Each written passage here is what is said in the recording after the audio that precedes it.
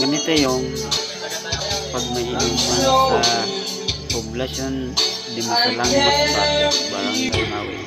So yan, si paring Tano, ganyan talaga yung pag nalalasing siya. Shout out sa mga kaibigan ko taga Mawig at shout out sa mga taga Duyan TV.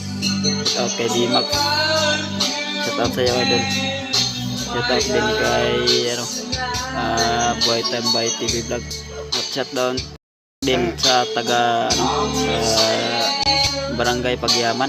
Shout out sa inyo guys, lalo na kay Bayo Tonton Itang at kay kay Joy Itang Bartolay. Shout out sa iyo tol, maraming salamat sa suporta niyo.